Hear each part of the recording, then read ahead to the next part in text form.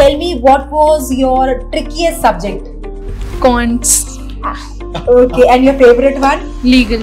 अगर कोई कैंडिडेट है जिसने काफ़ी दिन से प्रिपरेशन नहीं करी और उसका बैकलॉग हो गया बहुत, तो उसको किस तरह से प्रिपरेशन करनी चाहिए? सर ऐसा है कि अगर आपको लगता है कि आप कर लोगे तो फिर आप कर जाओगे, बट अगर आपको ये डाउट रहेगा ना कि नहीं मेरे से तो नहीं हो पाएगा इस बार, तो फिर नहीं हो पाएगा। आप मेरे से करो, फिर आप जान से करो। आई जस्ट वॉन्ट कि जो क्लैट 2026 के एस्पायरेंट्स हैं, जो अभी क्लैट 2026 देंगे, उनके लिए अगर आपको एक टिप देनी होगी तो वो टिप क्या होगी? ऐसा कुछ नहीं, मॉक्स पे आप डिपेंडेंट मत हो ना, बट हाँ मॉक्स करने जरूरी है।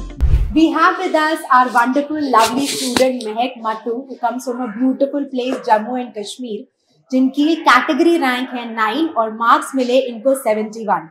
We at Physics Wala are super proud. And how do you feel? How is the emotion? I feel exhilarated and satisfied right now. Wonderful. So you're satisfied, you're excited. So tell me, what was your trickiest subject? Cons. Okay, and your favorite one? Legal. Legal. Okay. आपकी बीच में थोड़ी सी तबीयत खराब हो गई थी, तो आपने प्रिपरेशन को बीच में हटा दिया था। तो आपने जो लास्ट नवंबर में जो आपने प्रिपरेशन करी है, अगर कोई कैंडिडेट है जिसने काफ़ी दिन से प्रिपरेशन नहीं करी और उसका बैकलॉग हो गया बहुत, तो उसको किस तरह से प्रिपरेशन करनी चाहिए आपके अकॉर्डिंग? सर मेरे अकॉर्डिंग मैंने सर 1 नवंबर से एज इन स्टार्ट किया था, और 1 नवंबर से मतलब लाइक रात को 12 बजे से सुबह 7 बजे तक के ऐसे सेशन, और फिर दिन में भी पढ़ाई करना, तो मतलब 1 महीने में भी हो जाएगा। कुछ ज़्यादा एक्टिंग नहीं था, आप रात में 12 बजे पढ़ रहे हो, उससे पढ़ रहे हो, सुबह 7 बजे तक पढ़ रहे हो?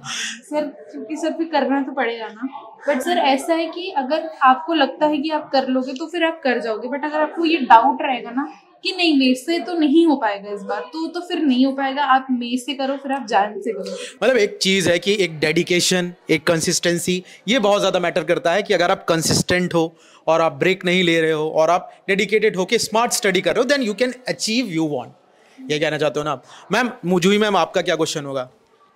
मेरा क्वेश्चन ये है कि आप फिज़िक्स वाला के प्रो बैच में थे, तो आपको कौन सी टीचर की वीडियो देखने में बड़ा मज़ा आता था? Ezra ma'am. So Ezra ma'am की वीडियोस देखने में आपको मज़ा आता था। Now tell me, if I say कि आपको अपने जूनियर्स को 3 सजेशंस देने हैं। ऑफ कोर्स एक तो आपने कहा कि ठान लो, अगर आपका सेल्फ बिलीफ है, करना चाहते हो तो आप कर लोगे।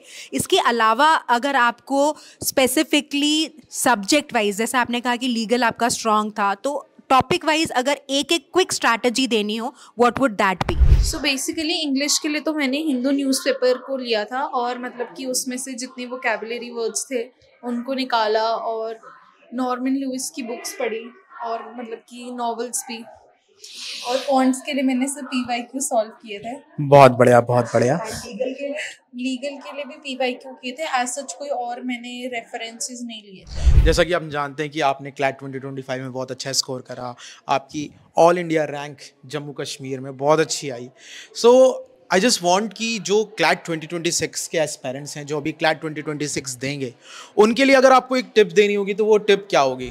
अपने आप को कंपेयर मत करना, और अपने मॉक्स के मार्क के बेसिस पे ये मत पेपर देने जाना कि अगर आज मेरे 62 आए हैं तो मेरे उधर भी 62 आएंगे, ऐसा कुछ नहीं होगा।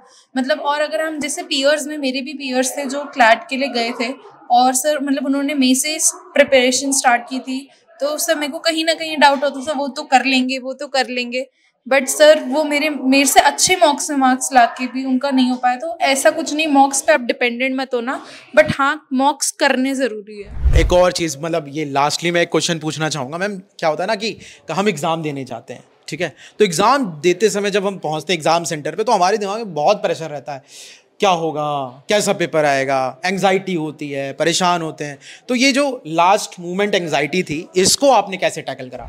सर मतलब लास्ट मोमेंट एंग्जाइटी, सर खुद ही को वो टेड टॉक देना कि नहीं हो जाएगा बस कर दो, क्योंकि सर कुछ चीज़ें आपके हाथ पे नहीं होती, बट आपने मेहनत की तो आपको करना तो है। ठीक है ma'am, rest of all to you ma'am.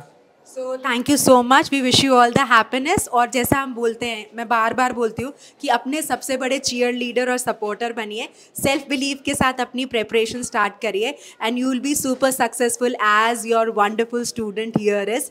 We wish you all the happiness. Thank you so much. Thank you Pramod sir, and best of luck for your future. Thank you sir. Thank you ma'am.